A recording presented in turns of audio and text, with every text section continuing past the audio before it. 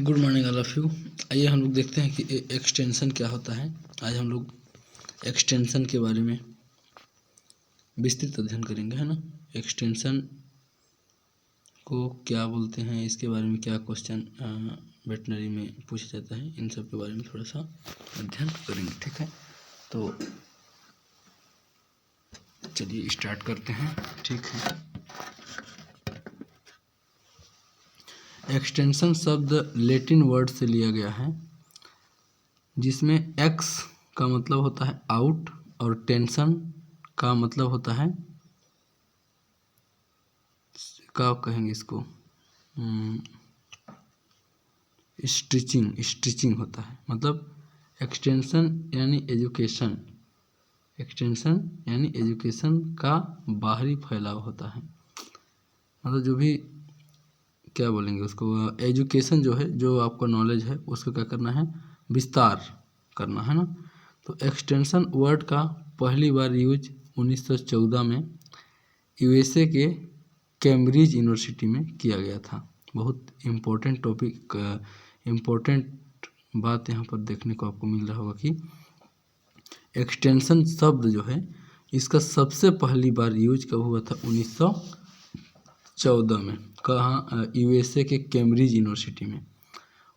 तो दोनों को याद रखना होगा आपको, यहाँ पर क्या करना होगा, दोनों को याद रखना होगा। क्या कि आपका ये जो है 1914 जो लिखा है इसको भी याद रखिए, और कैम्ब्रिज यूनिवर्सिटी लिखा है इसको भी याद रखिए। ये दोनों आपके काम का है ना। बस इतना जानना हो क्या कि एक्सटेंशन वर्ड का पहली बार यूज 1914 में यूएसए के कैम्ब्रिज यूनिवर्सिटी में किया गया था, ठीक है। इसके बाद देखेंगे आगे हम लोग क्या, वह स्टूडेंट जो कि यूनिवर्सिटी को प्रॉपर रूप से अटेंड नहीं कर पाते हैं, वह स्टूडेंट जो यूनिवर्सिटी को प्रॉपर रूप से अटेंड नहीं कर पाते हैं, उनके लिए एक्सटेंशन एजुकेशन की शुरुआत की गई थी। कहने का मतलब ये है कि जो लोग रेगुलर पढ़ाई नहीं कर सकते हैं ना, स्कूल कॉलेज रेगुलर नहीं जा सकते हैं, तो उनके पढ़ाई के लिए एक नया तरीका अपनाया गया कि उनको जहाँ पे हैं, जिस स्थिति में हैं उसी स्थिति में वहीं पर जाकर और उनको उनके काम का जो भी नॉलेज है, शिक्षा है, एजुकेशन है, उसको बता दिया जाए और वहीं पर लोग क्या करें, अपना शिक्षा ग्रहण करें और उसका अपने डेली लाइफ में यूज करें। इस पर्पज से क्या किया गया था, इसको एक्सटेंशन एजुकेशन को शुरुआत किया गया था। एक्सटेंशन एजुकेशन में न तो कोई ड्रेस कोड रहता है, न कोई टाइम टेबल रहता है, न तो कोई रूल रेगुलेशन रहता है, कोई हार्ड रूल इसमें नहीं होता है। नॉर्मल सी बातें होती हैं इसमें, बस लोगों को ऐसा सिखा दिया जाए ताकि वो अपने डेली लाइफ में उस ज्ञान का यूज कर सकें। उनके लिए कोई न ड्रेस कोड है, न कोई टाइम टेबल है, न तो कोई बहुत बड़े स्थान में भी जाने की ज़रूरत नहीं है। और जहाँ पे वो लोग रहते हैं वहीं पे जिस परिस्थिति में रहते हैं उसी परिस्थिति में, जिस माहौल में रहते हैं उसी माहौल में सिखाना है, और उनके ऊपर कोई प्रेशर भी नहीं बनाना है। एकदम मन मर्जी, जब मन हुआ तब आओ, जब मन हुआ तब जाओ। इस टाइप का जो नॉलेज को दिया जाता है इसको बोलते हैं एक्सटेंशन एजुकेशन, ठीक है। तो एक्सटेंशन एजुकेशन बेसिक रूप से शिक्षा का फैलाव ग्रामीण क्षेत्र के लोगों के लिए किया गया है ना, जो कि किसी संस्था से नहीं जुड़ पाते हैं। ग्रामीण क्षेत्र के लोगों के लिए स्पेशल है ना। तो उनके लिए बाहरी शिक्षा का फैलाव इनफॉर्मल रूप से किया गया है। इनफॉर्मल का मतलब क्या समझ पा रहे हैं आप लोग। इनफॉर्मल कहा जाए तो इनफॉर्मल का मतलब ये है कि उनका कोई कठिन ऑफिशियली नियम नहीं है, कोई नियम नहीं है कि तुम इतने बजे आओ, लेट में आओगे तो तुमको नहीं आने दिया जाएगा, तुमको आने के लिए यहाँ फीस देना पड़ेगा, है ना। ऐसा कुछ नियम है ही नहीं। इनफॉर्मल का मतलब जहाँ पे वो लोग हैं वहीं पे जाके यूं ही सिखा के आ जाइए उनको, बस इसको बोलते हैं एक्सटेंशन एजुकेशन। तो अब एजुकेशन क्या है, तो एजुकेशन एक ऐसी प्रक्रिया है जिसमें नॉलेज को क्या बोलते हैं, बोल सकते हैं एटीट्यूड बोल सकते हैं। नॉलेज, एटीट्यूड, स्किल आदि में क्या है, प्रतिकारात्मक बदलाव आते हैं और ह्यूमन का व्यवहार बदलता है। ये क्या कहलाता है, एजुकेशन कहलाता है, ठीक है। टाइप ऑफ एजुकेशन, अब एजुकेशन कितने प्रकार का होता है। Informal education, non formal education और फॉर्मल एजुकेशन, है ना। 3 ठो एजुकेशन यहाँ पर दिखाया गया है। तो आगे हम लोग इसको आइए डिस्कस करते हैं कि ये तीनों एजुकेशन क्या क्या होते हैं। तो इनफॉर्मल एजुकेशन, तो यह वह शिक्षा है जिसमें व्यक्ति दिनों दिन अपने परिवार के सदस्यों, पड़ोसी, संबंधियों से कुछ न कुछ सीखता है ना। इनफॉर्मल मतलब क्या रहता है, आप अपने घर में बैठे रहते हैं तो आपके मम्मी पापा जो भी अपने परिवार के सदस्य होते हैं उनसे आप कुछ न कुछ तो सीखते रहते हैं। तो सीखने के लिए लोग तो नहीं बोलते हैं ना कि तुम इतने बजे मेरे पास आना, जब उनसे मिल जाओ, जहाँ पर मिल जाओ, जिस स्थिति में मिल जाओ, बस कुछ बातें करते रहते हैं, इसी में कुछ कुछ सीख जाते हैं। तो इसको बोलते हैं इनफॉर्मल, है ना। तो अगर मैं इसको और डिटेल बोलूँ तो घर में सीखा गया ज्ञान इसको हम लोग कह सकते हैं ना। घर में आप नहा रहे हैं, खा रहे हैं, कुछ भी सो रहे हैं, कुछ भी कर रहे हैं अपने घर के गतिविधि, है ना। उसमें आपको क्या करना, सीखने के लिए जो भी बातें मिल जाता है उसको इनफॉर्मल कहा जाता है। इसके लिए ना तो कोई विशेष शिक्षक, कोई टीचर भी नहीं है आपके पास, अपने घर के लोगों से। अब आपका घर का आदमी वो पढ़ा है कि नहीं पढ़ा है, उसको आता है कि नहीं आता है, कोई चीज़ का कोई इफेक्ट नहीं हो, कुछ न कुछ तो सिखा ही देगा, है ना। न तो कोई निश्चित विषय सूची, कोई सिलेबस भी नहीं है उसका, है ना, और ना ही कोई निश्चित नियम होता है ना। अब आपको बोल दिया कि सुबह 5 बजे उठना, अच्छी बात है, उठो। आप उसके लिए कॉलेज जाना पड़ेगा ना, कहीं नहीं जाना पड़ेगा, बस आपने अपने घर में रहे, अपने घर के लोगों के साथ आपने सीख लिया, ठीक है। तो ये हो गया इनफॉर्मल एजुकेशन, है ना।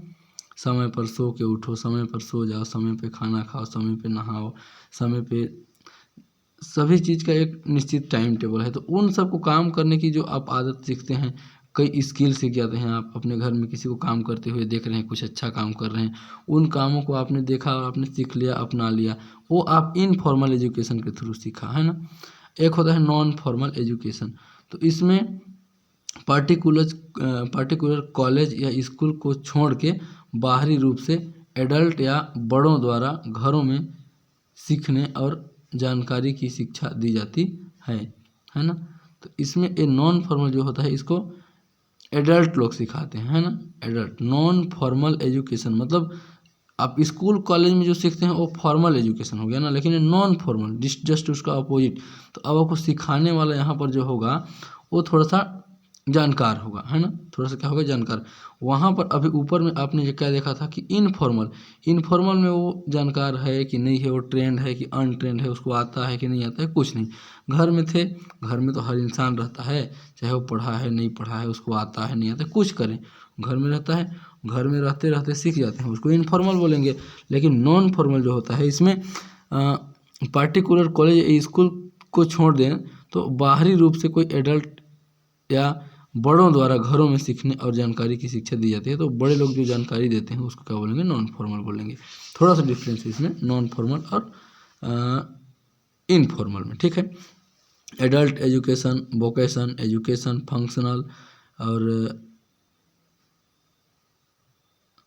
लिटरेसी और एक्सटेंशन एजुकेशन, ये सब चीज़ें जो हैं आपका कॉलेज के बाहर आप सीखते हैं, तो इसको बोलते हैं नॉन फॉर्मल, ठीक है।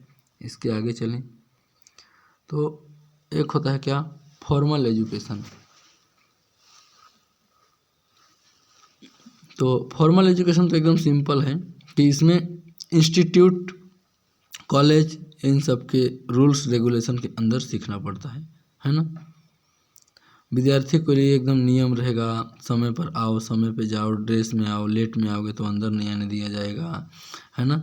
और समय से पहले नहीं जा सकते हो, है ना। जो जो चीज़ आवश्यक होगा बहुत कुछ लेके आपको अपना कापी पुस्तक नोटबुक XYZ लेके आना। लेकिन वो जो था आपका इनफॉर्मल एजुकेशन, इनफॉर्मल में कापी किताब लेके थोड़ी ना आना पड़ेगा, अपने घर में बैठा है, कुछ भी काम कर रहा है, ऐसे ही सीख ले रहा है, कुछ ना उसको ना कापी ना पेन ना कुछ चीज़ का वो नहीं है, बस यूँ ही साथ में रहे रहे बस सीख लिए, है ना। लेकिन फॉर्मल में ऐसा नहीं, इसके लिए बहुत कठिन नियम होता है। समय पर आओ, समय पे जाओ, हर चीज़ का ड्रेस कोड रहेगा, समय पे उसका एग्ज़ाम भी होगा, एग्ज़ाम में पास भी होना है, ये सब चीज़ होता है। तो फॉर्मल एजुकेशन हो गया। आइए देखते हैं क्या difference between formal education and non formal.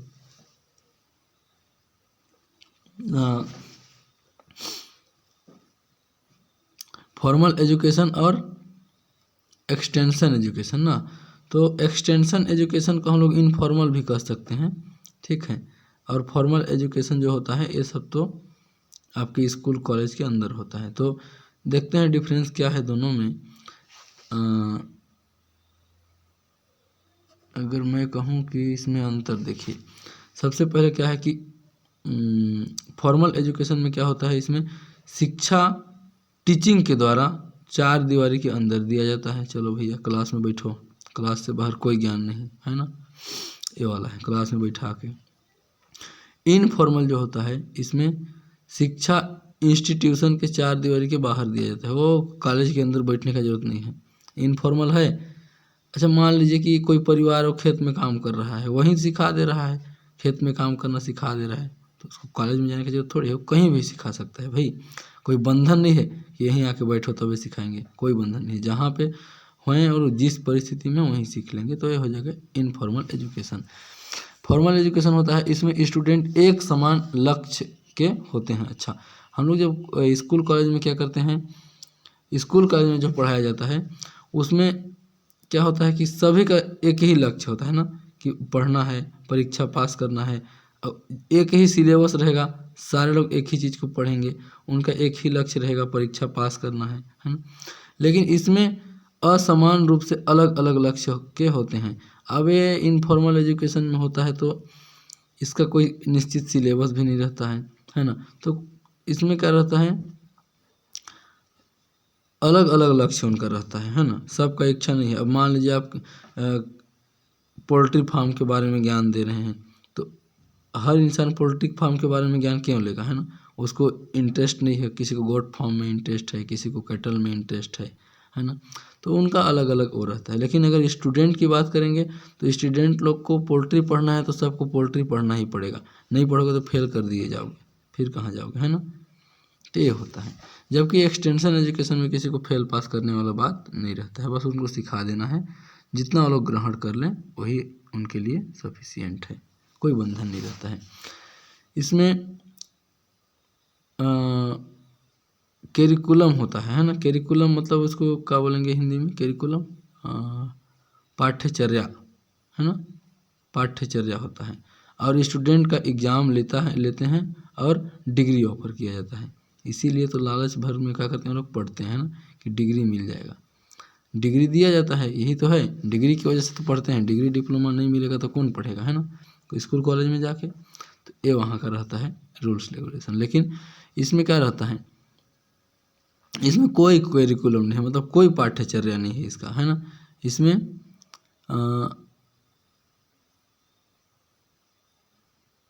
कोई इसमें टाइम नहीं रहता है, एकदम टाइम फ्लेक्सिबल रहता है। मान लीजिए आप 10 से क्लास स्टार्ट है बता दिए ना, तो अगर कॉलेज में है तो कॉलेज में 10 मतलब 10, 10:30 में आओगे एंट्री नहीं मिलेगा, गेट बंद, नो एंट्री। लेकिन इसमें एक्सटेंशन एजुकेशन में 10 बजे का क्लास है, कोई 12 बजे आ रहा है, अरे बड़े इज्जत से बैठाया जाता है, भाई आइए आइए बैठिए, आप आ गए बहुत बड़ी बात है, आ गए यही बहुत बड़ी बात है ना। तो ये है एक्सटेंशन एजुकेशन, देखिए, है ना। इसमें कोई डिग्री डिप्लोमा नहीं दिया जाता है, ठीक ना। एक्सटेंशन एजुकेशन में शिक्षा टीचर से स्टूडेंट की ओर वर्टिकल डायरेक्शन में फ्लो होता है। मतलब स्कूल कॉलेज में मतलब फॉर्मल एजुकेशन जो होता है उसमें जो टीचर होता है वही सिखाता है ना, बच्चे लोग को अपने स्टूडेंट लोग को जो भी रहते हैं, कौन सिखाता है, टीचर सिखाता है ना। लेकिन एक्सटेंशन एजुकेशन में ऐसा नहीं रहता है, इसमें रिवर्सिबल रहता है, मतलब दोनों साइड से सीखते हैं हम लोग। एक्सटेंशन वर्कर के लिए भी होता है या फिर हॉरिजेंटल डायरेक्शन में फ्लो होता है। हॉरिजेंटल को क्षैतिज दिशा बोलते हैं, क्षैतिज, हाँ, मतलब ऊपर नीचे नहीं रहता है। जैसे इसमें वर्टिकल लिखा है ना, इसका मतलब सीधा मतलब यह है कि शिक्षक ज़्यादा जानकार है और वो बहुत ऊपर है, और जो स्टूडेंट पढ़ रहे हैं वो लोग कम जानकार हैं। तो शिक्षक जो ज्ञान देता है उसको बच्चे लोग क्या करते हैं, एक्सेप्ट करते हैं, तो इसको ऊर्ध्वाधर ज्ञान बोलते हैं, वर्टिकल। और हॉरिजेंटल जो होता है वो क्षैतिज होता है ना। क्षैतिज का मतलब क्या होता है कि अगर कोई एक्सटेंशन टीचर है, वो मान लीजिए कि नया नया तकनीक बता रहा है गांव के लोगों को, है ना, नया नया तकनीक बता रहा है, तो अब यहाँ उधर से तो वो तकनीक बता रहा है, कोई एक्सटेंशन टीचर है वो, लेकिन गांव के लोग जो होते हैं वो लोग अपना अनुभव शेयर करते हैं, उनको फिर टीचर को बताते हैं। जो चीज़ टीचर को बहुत सारी चीज़ें नहीं पता होता है वो सारी चीज़ें ये लोग बता देते हैं, है ना। जैसे मान लीजिए कि वो लोग बता दिए, टीचर बता दिए कि ये पोल्ट्री प्रोडक्शन के बारे में बता दिए, मोटिवेट कर दिए सबको, है ना। तो लोग बोलेंगे कि हमारे एरिया में तो पोल्ट्री का कोई यूज ही नहीं होता है ना। तो एक्सटेंशन टीचर क्या क्या करेगा, सीख लेगा कि हाँ अगर यहाँ के लोग बोल रहे हैं कि पोल्ट्री का कोई यूज नहीं है, कोई पोल्ट्री खाना पसंद नहीं करते हैं, पोल्ट्री का जो मांस है उसका यूज ही नहीं होता है, तो बोले कि ये पोल्ट्री के बारे में ज्ञान देना यहाँ पर बेकार है ना। तो इस तरह से रिवर्सिबल होता है, दोनों साइड से वो लोग सीखते हैं, एक्सटेंशन टीचर और फार्मर कह सकते हैं उसको कहिए, या एक्सटेंशन के में जो भी सीखने वाले होते हैं उनको, ठीक है। और इसमें प्रिंसिपल के प्रॉब्लम की ओर अप्रोच किया जाता है, प्रिंसिपल के प्रॉब्लम की ओर अप्रोच किया जाता है। ए फॉर्मल एजुकेशन में, फॉर्मल एजुकेशन में ही तो प्रिंसिपल रहते हैं ना। और इसमें प्रॉब्लम से प्रिंसिपल की ओर अप्रोच किया जाता है, प्रॉब्लम से प्रिंसिपल की ओर, और इसमें प्रिंसिपल से प्रॉब्लम की ओर अप्रोच किया जाता है ना। तो इसमें थोड़ा सा अंतर है कि प्रिंसिपल से प्रॉब्लम की ओर अप्रोच किया जाता है, और एक्सटेंशन एजुकेशन में प्रॉब्लम से प्रिंसिपल की ओर अप्रोच किया जाता है, ठीक है। तो ये जो आपने देखा ये क्या था, डिफरेंस था, ठीक है। ये क्या था, डिफरेंस, किसमें, आपका एक्सटेंशन एजुकेशन और फॉर्मल एजुकेशन में, ठीक। Principle philosophy and objectives, principle philosophy है ना, प्रिंसिपल का क्या कहा जाए इसको, हिंदी में कहेंगे तो दर्शन, है ना। ऑब्जेक्टिव मतलब उद्देश्य, क्या उद्देश्य होता है, प्रिंसिपल का दृष्टिकोण, प्रिंसिपल का दृष्टिकोण और उसका उद्देश्य क्या होता है। तो जब एक्सटेंशन एजुकेशन देने जाएगा तो उसका दृष्टिकोण क्या होता है, इसके बारे में देखते हैं।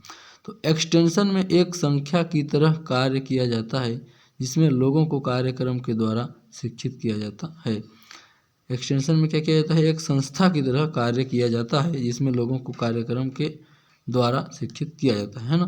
तो ये कार्यक्रम के द्वारा ही शिक्षित किया जाता है, ये बहुत नहीं है कि इसमें 5 महीना का लगातार क्लास चलेगा, जो बीच में नहीं जाएगा उसका नाम काट के भेज दिया जाएगा, ऐसा कुछ नहीं होता है। वो बीच बीच में साप्ताहिक या अधिकतम हो तो मंथली वो कर सकते हैं, एक्सटेंशन एजुकेशन दे सकते हैं, जनरली 1 दिन 2 दिन का ही दिया जाता है, ठीक है। तो ये हो गया आपका एक्सटेंशन का अप्रोच, प्रिंसिपल का दृष्टिकोण। इंटेंशन, एक्सटेंशन में संस्था शिक्षित करने के साथ लोगों को मोटिवेट भी करती है ना। तो एक्सटेंशन एजुकेशन में केवल शिक्षा नहीं देना है, ये नहीं कि पहुँचे एकदम अंग्रेजी झाड़ने लगे, सब के सब एकदम बैठे बैठे सो गए, है ना। उनको मोटिवेट भी करते रहना है भाई, उनके भाषा का बहुत ध्यान रखना पड़ता है कि कौन से भाषा के लोग सुनना पसंद करते हैं। कभी हिंदी बोलना आ नहीं रहा है, अंग्रेजी झाड़ के चले गए, एक लाइन भी समझ में नहीं आएगा, दोबारा कभी नहीं आएंगे, है ना। तो इसलिए उनके भाषा का ध्यान रखना रहता है, उनके मन के बात को समझना रहता है, फील करना रहता है कि लोग क्या चाहते हैं, है ना। एक्सटेंशन लोगों को खुद से खुद की हेल्प करना सिखाता है ना। एक्सटेंशन को ऐसा बना देना है कि आप किसी को सिखा रहे हैं तो वो अगला आदमी किसी और को सिखाए। अगर मान लीजिए किसी मोहल्ले से 4 आदमी एक्सटेंशन एजुकेशन लेने आपके पास पहुंच गए, तो आपको ऐसा उनको शिक्षा देना है कि वो 4 आदमी जाके अपने मोहल्ले में 10-15 लोग को सिखाएं, और जो बात आप बता रहे हो पूरे पूरे मोहल्ले में, गांव में, शहर में पहुंच जाए, ठीक है। इसे गांव में ही कहिए, शहर के लिए तो एक्सटेंशन एजुकेशन है ही नहीं, मोस्टली गांव के लिए है, तो गांव के लोगों के लिए, ठीक है। एक्सटेंशन लोगों को खुद से खुद की हेल्प करना सिखाता है, ठीक है। एक्सटेंशन लोगों तक शिक्षा पहुंचाने का कार्य करता है। एक्सटेंशन क्या करता है, लोगों तक शिक्षा पहुंचाने का कार्य करता है, एकदम सही बात है। एक्सटेंशन में लोग बदलते हैं पर शिक्षा का सब्जेक्ट पैटर्न सेम ही रहता है। एक्सटेंशन में लोग क्या करते हैं, बदलते हैं, बिल्कुल बदलेंगे भाई। मान लीजिए कोई भी काम लोग परंपरागत तरीके से करते आ रहे हैं पुराने समय से, तो उनको कोई नया तकनीक बता देंगे तो उनको प्रोडक्शन उनका बढ़ जाएगा, है ना। जो भी मान लीजिए पोल्ट्री फार्मिंग कर रहे हैं वो लोग, है ना, अच्छा ब्रीड का उनको नॉलेज नहीं है, उनको अच्छे दाने खिलाने का नॉलेज नहीं है, वो सबको आप बता देंगे तो उनका जो पोल्ट्री रहेंगे उनको अचानक से ग्रोथ हो जाएगा ना। तो ऐसा जब होने लगेगा तो उनका क्या हो जाएगा, वो लोग खुद एक्सटेंशन से खुद को बदलेंगे, ठीक है। उसके बाद एक्सटेंशन का उद्देश्य कड़ा नहीं होना चाहिए, यह लचीला होना चाहिए, समय और दिन के साथ, है ना, एकदम लचीला होना चाहिए भाई। अगर हम लोग बहुत कड़ी कानून बना देंगे कि 6 बजे सब के सब पहुंच जाना, 6 बजे नहीं आओगे तो मत आना, नहीं तो ताला बंद, है ना, ऐसे में तो आपका एक्सटेंशन एजुकेशन चल ही नहीं पाएगा, लोग आ ही नहीं पाएंगे, क्योंकि लोग क्या रहते हैं, गांव के लोग जिनको एक्सटेंशन एजुकेशन की आवश्यकता होती है वो लोग उतने एक्टिव नहीं होते हैं ये सब काम के लिए, है ना। तो उनके लिए जो भी नियम होगा वो एकदम लचीला होगा, उनका कोई ड्रेस कोड नहीं होगा, उनको ये नहीं बोला जाएगा कि तुम यहाँ आके हिंदी में बात करो, अंग्रेजी में, जैसा वो लोग बोलते हैं उसी भाषा में आपको बोलना है और एक्सटेंशन एजुकेशन देना है। भाषा का कोई बंधन नहीं होगा, जगह का कोई बंधन नहीं। कभी भी बाई मिस्टेक ये गलती ना करें कि बहुत बड़े होटल में उनको बुला लें। और गांव के लोग होटल, बहुत बड़े होटलों में जाना पसंद नहीं करते हैं, है ना। वो जहाँ पे रहते हैं वहीं पे जाके उनको एक्सटेंशन एजुकेशन देना एकदम आसान होगा, ठीक है। चलिए अब हम लोग आगे क्या, इस एक्सटेंशन प्रोग्राम के जरिए सोसाइटी के अत्यधिक लोगों को एक साथ शिक्षित किया जाता है। हाँ, इसमें क्या कहते हैं, सोसाइटी के अधिकांश लोगों को एक साथ बैठाया जाता है और एक साथ उनको सिखाया जाता है, ठीक है। इसके बाद क्या है कि नया टॉपिक आ गया, वो वाला आपका कंप्लीट हो गया। इसमें लिखा है कि the role of animal in economy, social and psychology of rural and urban society, है ना। तो ये क्या है कि द रोल ऑफ एनिमल मतलब जानवर का क्या रोल है ना, जानवर का क्या रोल है, इकोनॉमी मतलब आर्थिक, सोशल मतलब सामाजिक, है ना, और साइकोलॉजी ऑफ, साइकोलॉजी मतलब क्या बोलेंगे, साइकोलॉजी का मतलब उनका मानसिकता, है ना। साइकोलॉजी मतलब मानसिकता of rural and urban society, मतलब गांव के लोग और शहर के लोग कैसे सोचते हैं, है ना। तो उन सब के बारे में हम लोग थोड़ा सा देखते हैं ना। तो इकोनॉमिक रोल, आर्थिक रोल, अब देखते हैं भाई कि जानवर हमारे लिए आर्थिक रूप से कैसे क्या रोल करता है। लाइव स्टॉक फूड प्रोडक्शन, उसके सप्लाई और फूड की आपूर्ति में महत्वपूर्ण भूमिका निभाते हैं। ये मीट उत्पादन में महत्वपूर्ण योगदान देते हैं, है ना। तो जो जानवर होते हैं उनको हम लोग क्या कर सकते हैं, बेच सकते हैं ना, मांस उत्पादन में, मांस के रूप में हमारा मदद करते हैं ना, है ना। तो फूड प्रोडक्शन, उसका सप्लाई और फूड की आपूर्ति में महत्वपूर्ण भूमिका निभाते हैं। ये मीट उत्पादन में महत्वपूर्ण योगदान देते हैं। सबसे महत्वपूर्ण हम लोग को लाइव स्टॉक में क्या मिलता है, मीट जो मिलता है उसी में सबसे ज़्यादा महत्वपूर्ण होता है। बाकी आपका फूड प्रोडक्शन बोला जाए तो उसमें दूध उत्पादन भी आ जाएगा, है ना। लाइव स्टॉक से हम लोग दूध निकालते हैं, है ना, तो वो भी आ जाएगा आपका, लेकिन मांस का ज़्यादा वो है, महत्वपूर्ण योगदान है ना लाइव स्टॉक में। इसका इकोनॉमिक रूप से बात किया, आर्थिक मदद। भारत में पशुधन का एक विशाल संसाधन है जो लोगों के सामाजिक और आर्थिक स्थिति को बढ़ाने में महत्वपूर्ण भूमिका निभाते हैं, है ना। भारत में पशुधन का क्या है, एक विशाल संसाधन है जो लोगों के सामाजिक और आर्थिक स्थिति को बढ़ाने, सामाजिक मतलब सोशल और आर्थिक मतलब इकोनॉमिकल, है ना। तो इकोनॉमिक एंड सोशल कंडीशन जो होता है, स्थिति होता है, उसको बढ़ाने में मदद करते हैं ना, ठीक है। तो लाइव स्टॉक इनडायरेक्ट रूप से ड्रॉट पावर एंड मैन्योर के माध्यम से क्रॉप प्रोडक्शन में हेल्प करते हैं। ये इनकम के महत्वपूर्ण स्रोत हैं। तो अब देखिए, हम लोग लाइव स्टॉक का पालन तो करते हैं किसके लिए, मान लीजिए हमने गाय का पालन कर लिया दूध उत्पादन के लिए, बकरी का पालन कर लिया दूध के लिए और मांस उत्पादन के लिए, ठीक है। लेकिन उससे आपको डंग भी तो मिलता है ना, मैन्योर, है ना, मतलब गोबर जो मिलता है। तो गोबर के लिए तो कोई गाय थोड़ी पालता है, वो तो इनडायरेक्ट इनकम हो गया ना। डायरेक्ट इनकम तो आपको दूध मिल रहा है ना भाई, और मैन्योर जो मिल रहा है आपको, जो गोबर मिल रहा है वो क्या हो गया आपका, इनडायरेक्ट इनकम हो गया, है ना। क्रॉप प्रोडक्शन में हेल्प करते हैं, मतलब जो चारा उत्पादन करेंगे उसमें एक आपका गोबर जो होगा वो क्या करेगा, काम करेगा खाद के रूप में, ठीक है। इनकम का एक महत्वपूर्ण स्रोत भी बन सकता है ना, ठीक है। लाइव स्टॉक ग्रामीण और राष्ट्रीय स्तर दोनों पर अर्थव्यवस्था में महत्वपूर्ण भूमिका निभाते हैं, ठीक है। लाइव स्टॉक जो होता है ग्रामीण और राष्ट्रीय स्तर दोनों पर अर्थव्यवस्था में महत्वपूर्ण भूमिका निभाते हैं। हाँ, ये बात तो सच है भाई, राष्ट्रीय स्तर पर चाहे कहो चाहे ग्रामीण स्तर पर दूध तो हर इंसान खाता है ना। हर जगह दूध की क्या है, बिक्री है, दूध का ज़रूरत है, दूध का यूज हो रहा है, तो दूध उत्पादन हो रहा है, तो आर्थिक रूप से क्या हो रहा है, मजबूती ही आ रही है ना। भारत की अर्थव्यवस्था मुख्यतः कृषि पर आधारित है। भारत की अर्थव्यवस्था मुख्यतः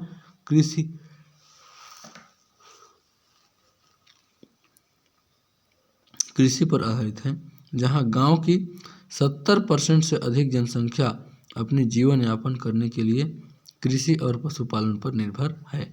तो ये आपका एक महत्वपूर्ण पॉइंट है कि भारत की अर्थव्यवस्था मुख्यतः कृषि पर आधारित है, जहां गांव की 70% से अधिक जनसंख्या अपनी जीवन यापन करने के लिए कृषि और पशुपालन पर निर्भर करते हैं। ठीक है। डेयरी फैक्टर भारत की कृषि अर्थव्यवस्था में महत्वपूर्ण स्थान पर है। डेयरी सेक्टर लिखा है जी। डेयरी सेक्टर मतलब जो दूध उत्पादन का जो क्षेत्र है, उस क्षेत्र में भारत की कृषि अर्थव्यवस्था में महत्वपूर्ण स्थान है। ठीक है। एग्रीकल्चर कमोडिटी मतलब कृषि उत्पादन में राइस के बाद दूसरा महत्वपूर्ण स्थान दूध का है। बहुत महत्वपूर्ण टॉपिक यहाँ पर आपको देखने को मिल रहा है कि डेयरी सेक्टर भारत की कृषि अर्थव्यवस्था में महत्वपूर्ण स्थान पर है।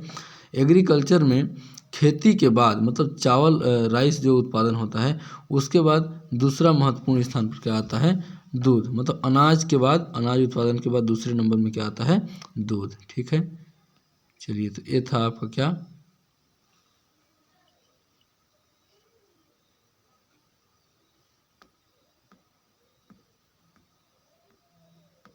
ये था आपका इकोनॉमिक रोल। ठीक है, इकोनॉमिक रोल। उसके बाद देखते हैं कि ड्रॉट पर्पज का मतलब क्या होता है कि एक साथ दो फायदा उठाना, एक साथ दो कार्य करना। कैसे?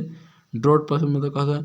बुल्लॉक्स दिख रहा है, बुल्लॉक्स को बोफेलो मुख्य ड्रॉट एनिमल हैं, है ना। मतलब जो विभिन्न कृषि संचालन जैसे प्लेइंग, ट्रांसपोर्टेशन आदि में उपयोग किए जाते हैं। मतलब बोला यह जा रहा है कि जो एनिमल होते हैं, है ना, जो बैल हो गए, आपका भैंसा हो गए, तो इनका उपयोग हम लोग क्या कर सकते हैं? ट्रांसपोर्टेशन में कर सकते हैं। कुछ सामान ढो के यहाँ से वहाँ ले जाना है तो इनका यूज किया जा सकता है ना।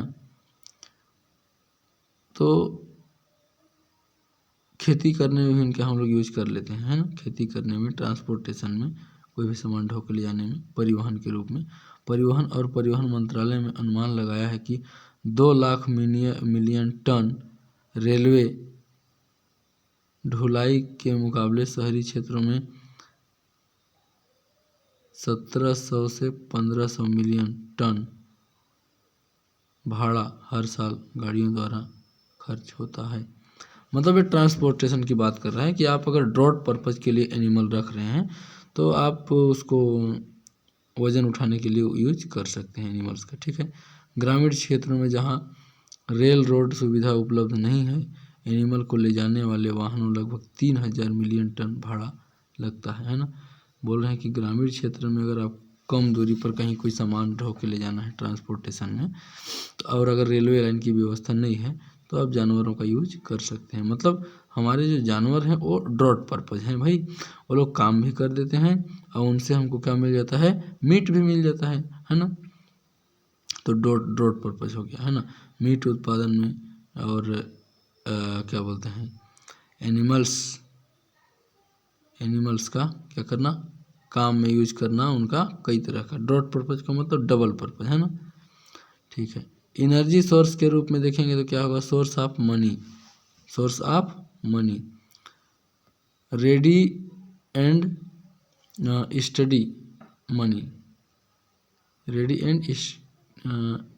Study money, use in army, police, as a horse. अच्छा, मतलब पुलिस लोग क्या करते हैं? पुलिस लोग और आर्मी लोग यूज करते हैं एनिमल का, किसका? एज ए हॉर्स, घोड़े का यूज करते हैं, है ना। Use in research area, research करना है तो कोई भी वैक्सीन, ये सब के लिए जानवर का ही तो यूज करते हैं। कोई भी वैक्सीन बनता है तो आदमी को थोड़ी लगता है, सबसे पहले तो जानवर के ऊपर ट्राई करते हैं। ड्रग रिसर्च कर इकोनॉमिक डेवलप कर सकते हैं। ठीक है। चलिए, उसके बाद short note on roll of animal in India, short note on roll of animal in India. Animal in India मतलब भारत के जो जानवर हैं उनका क्या रोल है उसके बारे में थोड़ा सा बताते हैं, जानने का कोशिश करते हैं। पशुधन मांस एवं अंडे के रूप में प्रोटीन का मुख्य स्रोत है। तो जो पशुधन होता है, पशुधन जो है वो क्या है, आपका मांस भी मिल जाएगा आपको पशुधन से, अंडे भी मिल जाएंगे, तो इनमें प्रोटीन का मुख्य स्रोत है ना। एनिमल का देखो कितना अच्छा रोल है, प्रोटीन सोर्स मिल जा रहा है ना। पशुधन भारवाहक के मुख्य स्रोत हैं, मतलब जो बड़े जानवर लार्ज एनिमल जो होते हैं हम लोग उनसे हम लोग क्या कर सकते हैं, कोई भी सामान ढो सकते हैं, खेती बाड़ी में यूज कर सकते हैं, तो भारवाहक का स्रोत है, भी एक फायदा है ना।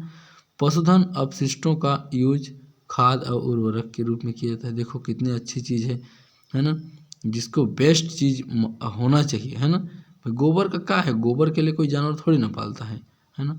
गोबर तो बेकार चीज़ है, वो फेंकने वाला चीज़ है ना भाई। जानवर का कोई उत्पादन थोड़ी ना है वो। गोबर तो यूं ही आप घास खिला रहे हैं, चारा खिला रहे हैं, क्यों?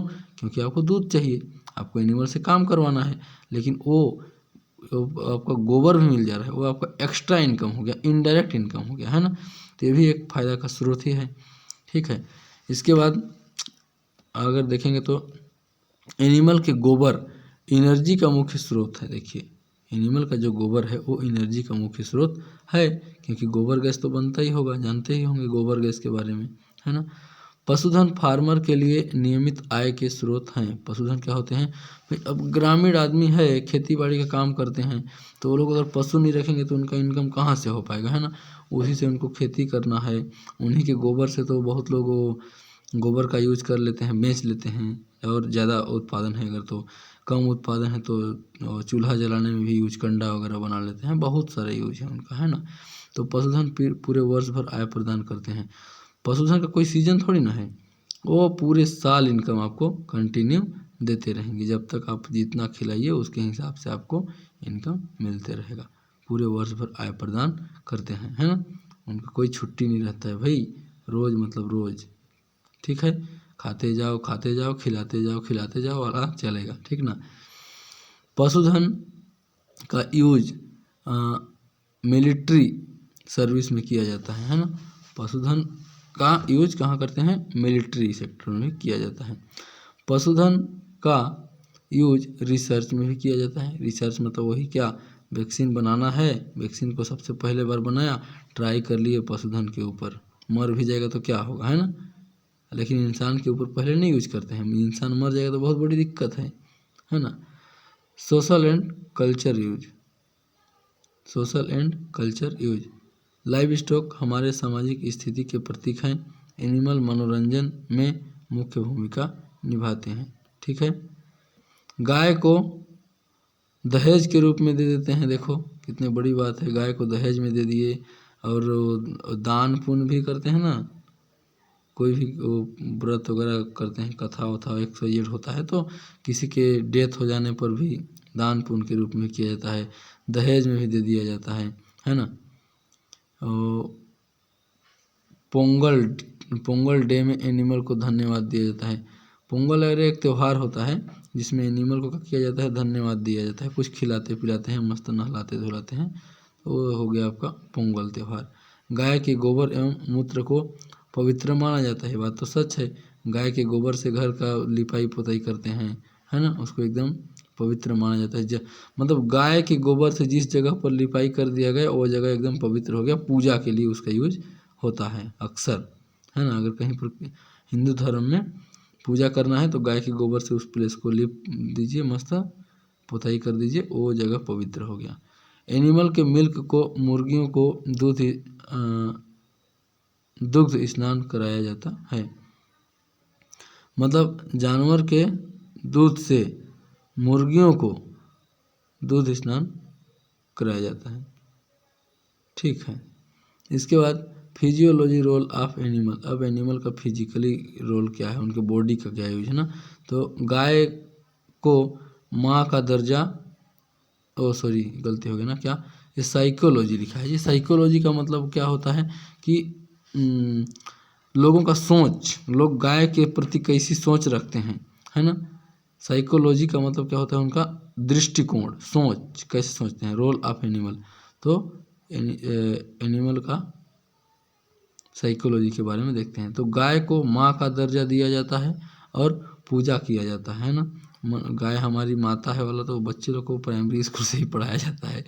गाय हमारी माता है, उसके 2 कान होते हैं, 2 पूँछ होते हैं, ये सब बताया जाता है ना। तो माता होती है बोले, इसका मतलब क्या है, गाय को माता माना जा रहा है यहाँ पर, है ना। ये मान्यता है। गाय थोड़ी बोलती है कि मैं तेरी मम्मी हूँ, किसी बच्चे को उसने इंसान को जन्म थोड़ी ना दिया है, लेकिन लोग मानते हैं कि गाय हमारी माता है, सभी लोग मानते हैं ना। तो मनुष्य पशुओं से जुड़े हैं, बिल्कुल। मनुष्य का जीवन पशुओं के बिना क्या है, अधूरा है ना। न जाने जाने अनजाने में न जाने कितने सारे आवश्यकताओं की पूर्ति पशु लोग ही कर रहे हैं, ठीक है। एस्थेटिकल पर्पज के रूप में, उसके बाद एनिमल तनाव से रिकवर होने में महत्वपूर्ण भूमिका निभाते हैं। एनिमल तनाव से रिकवर होने में महत्वपूर्ण भूमिका निभाते हैं, ठीक है। समटाइम्स एस्थेटिकल पर्पज, उसको तो बता ही दिया। Law is the matter status, law is the mother status, ठीक है। चलिए अब हम देखते हैं क्या, सिस्टम ऑफ फार्मिंग। अब फार्मिंग कैसे कैसे करना है, इसके बारे में थोड़ा सिस्टम के बारे में भी देख लेते हैं, है ना, ठीक है। तो on the basis of income, income के हिसाब से farming. Specialised farming, specialised farming होता है। उसके बाद अच्छा, इसको आपको जानना होगा ना, कितने टाइप के होते हैं, है ना। तो अलग अलग बेसिस पे टाइप बांटा गया है इसको। क्या है, सिस्टम ऑफ फार्मिंग, फार्मिंग करने का सिस्टम अलग अलग है।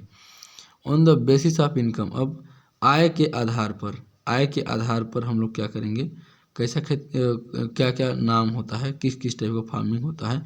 तो स्पेशलाइज्ड फार्मिंग होता है, उसके बाद डाइवर्सिफाइड फार्मिंग होता है, और क्या होता है, मेल्ड फार्मिंग होता है। तो इनको हम लोग, एक टाइप हो गया ना, इसके बारे में डिटेल अभी देखेंगे नीचे में। चलिए, on the basis of area, area के आधार पर small scale farming, large scale farming. On the basis of ownership, तो peasant farming, individual, state farming, cooperative farming, collective farming, ये सब क्या है, फार्मिंग। तो फार्मिंग सिस्टम फार्म इंटरप्रेसेस, जैसे क्रॉप, लाइव स्टॉक, है ना। ये आपका कलेक्टिव फार्मिंग हो गया ना। तो फार्मिंग सिस्टम फार्म इंटरप्राइजेज, जैसे crop, livestock, agriculture, agri forestry, fruit crop आदि का मिश्रण है, जिसमें स्वयं के संसाधनों का यूज करके फार्म से प्राप्त होने वाले बेनिफिट एंड प्रोडक्शन को बढ़ा सकते हैं, ठीक है। तो फार्मिंग वह क्रियाकलाप है जिसमें लैंड यूज करके, मतलब ज़मीन का यूज करके, क्रॉप का कल्टीवेशन, मतलब चारा का खेती करके, या एनिमल को पाला जाता है ताकि उससे प्रोडक्शन मिल सके। कई कारण हैं जो कि फार्मिंग के टाइप को डिटरमाइन करते हैं, ठीक है। इन कारणों को फिजिकल, इकोनॉमिकल और सोशल फैक्टर में वर्गीकृत किया जाता है। फिजिकल फैक्टर क्या होता है, इसके अंतर्गत क्लाइमेट, फिजिकल फैक्टर को हिंदी में क्या बोलेंगे, भौतिक कारक। भौतिक कारक इसके लिए क्या होता है, क्लाइमेट, क्लाइमेट का मतलब क्या बोलेंगे, क्लाइमेट का मतलब मौसम, वातावरण, सॉइल मतलब मिट्टी, टोपोग्राफी मतलब वो है एरिया जहाँ पर आप खेती कर रहे हैं, है ना, इंक्लूडेड किया जाता है। तो ये सब चीज़ क्या है, भौतिक कारक हैं। इकोनॉमिक फैक्टर होता है, तो इसके अंतर्गत marketing cost, availability of labour, है ना, लेबर का होना, और मार्केटिंग कॉस्ट मतलब भाई इकोनॉमिक फैक्टर का मतलब जो खर्च आएगा ना उनको पालन करने में, उनके बारे में बताया जा रहा है कि भाई मार्केटिंग कॉस्ट, आप अगर खरीद बिक्री कर रहे हैं तो उसमें कुछ खर्च लग रहा है। अवेलेबिलिटी ऑफ लेबर मतलब लेबर मजदूर की उपलब्धता वहाँ पर है कि नहीं है, फिर आपके पास पूंजी है कि नहीं है, फार्म उत्पाद से संबंधित महत्व में परिवर्तन, location of processing unit, compact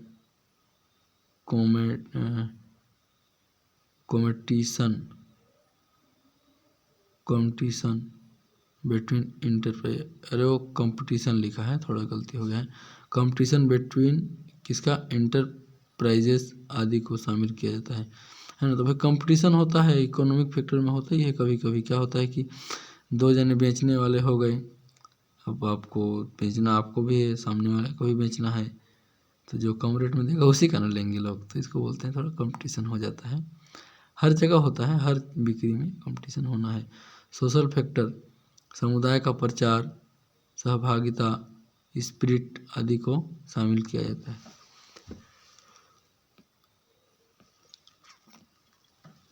classification of farming, आइए हम लोग फार्मिंग को थोड़ा क्लासिफिकेशन करते हैं। जो ऊपर में टाइप पढ़े तो वही है।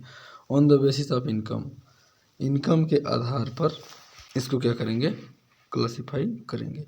तो स्पेशलाइज्ड फार्मिंग है ना, स्पेशलाइज्ड फार्मिंग, तो स्पेशलाइज्ड फार्मिंग एक ऐसा फार्मिंग है जिसमें हम क्या करते हैं, किसी एक स्रोत से 50%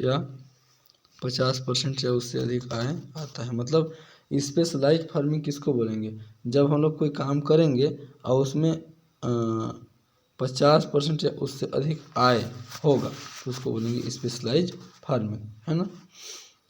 एक स्रोत से मतलब जो आप काम कर रहे हैं वहीं से 50% या उससे अधिक का आय हो तो वो होगा स्पेशलाइज्ड। यही सबको याद रखना है ना कि 50% से ऊपर कहाँ बोल रहे हैं, कम कहाँ। एडवांटेज क्या है भाई, इससे फ़ायदा क्या है, तो उचित वातावरण में इस प्रकार का फार्मिंग लाभदायक होता है ना। बेटर मैनेजमेंट होता है इसमें, आय आसान हो जाता है क्योंकि रोज़ाना एक ही काम करना होता है, ठीक है। महंगा और पर्याप्त मशीन रखा जा सकता है। इसमें कम उपकरण एवं मजदूर की आवश्यकता होती है।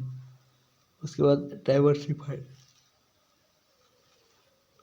ये जो डाइवर्सिफाइड फार्मिंग होता है, जब फार्मिंग में एक मुख्य उत्पाद के साथ अन्य कार्य उत्पाद प्राप्त होते हैं जिनमें से प्रत्येक आय के स्रोत होते हैं। इस प्रकार के फार्मिंग में एक फार्म में कई क्रियाकलाप किए जाते हैं तथा इस प्रकार के फार्मिंग से सभी स्रोत से 20 से 90% से ज़्यादा और 50% से कम इनकम होता है। मतलब क्या बोलता है कि गलती हो गया, सॉरी 20 से 30% ना, 20 से 30% से ज़्यादा और 50% से कम अगर इनकम होता है तो उसको बोलते हैं डाइवर्सिफाइड फार्मिंग। इसका फ़ायदा क्या है कि भूमि, पूंजी एवं मजदूरों का अच्छा उपयोग हो जाता है। इसमें परिवार के सदस्य भी अपनी भागीदारी निभा सकते हैं। ज़्यादा उत्पाद के कीमत के गिरने और फसल के खराब होने का खतरा भी कम होता है ना। इसमें कम खतरा होता है क्योंकि भाई आप तो कई ठो काम कर रहे हो ना, 4 ठो काम कर रहे हो, 2 ठो में घाटा ही हो गया, 2 ठो में तो फायदा हुआ। रोने का दिक्कत नहीं है, टेंशन लेने की जरूरत नहीं है ना। उसके बाद क्या हो जाएगा आपका माइट फार्मिंग। माइट फार्मिंग का होता है मिक्स फार्मिंग, वह फार्मिंग है जिसमें मिक्स्ड फार्मिंग है ना, मिक्स्ड फार्मिंग का, तो मिक्स फार्मिंग वह फार्मिंग है जिसमें कृषि फसलों के साथ पशुओं का भी पालन किया जाता है, ठीक है। तो कैटल बफेलो के साथ फसल का उत्पादन को शामिल किया जा सकता है। कृषि से प्राप्त होने वाले मेन प्रोडक्ट को ह्यूमन तथा सह उत्पाद को पशुओं को खिलाने के लिए जैसे पैरा, फोडर आदि को उपयोग किया जाता है तथा इनसे हमें दूध एवं खाद मिलता है जिससे भूमि की उर्वरता अच्छी बनी रहती है, ठीक है। यह मिक्स फार्मिंग में लाइव स्टॉक सेक्टर से 10-12% तक इनकम भी आता है। एडवांटेज क्या है इसका, इससे अधिक लाभ होता है क्योंकि मुख्य उत्पाद के साथ साथ सह उत्पाद का भी अच्छा से यूज होता है। यह पूरे वर्ष भर कार्य प्रदान करता है। एनिमल से प्राप्त खाद भूमि की उर्वरता को बनाए रखने में सहायता करते हैं, ठीक है। ड्राई फार्मिंग वेटलैंड फार्मिंग, मतलब ड्राई फार्मिंग मतलब सूखा फार्मिंग ना। तो जहाँ पे रेनफॉल होता है मतलब रेयर फॉल होता है, वर्षा कम होता है, तो वहाँ पर क्या करते हैं 500 एनिमल और मोर देन 750 mm हो वहाँ, मतलब वो पानी बोल रहा है ना, ठीक है। एनुअल क्या बोलता है कि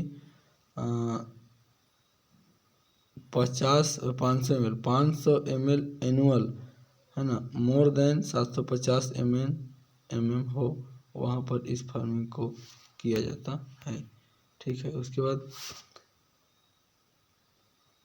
इरीगेट फार्मिंग, ग्रेटर फार्मिंग, चलो हम लोग आगे देखेंगे। अब स्मॉल स्केल फार्मिंग के बारे में अगली वीडियो में देखेंगे, ठीक है।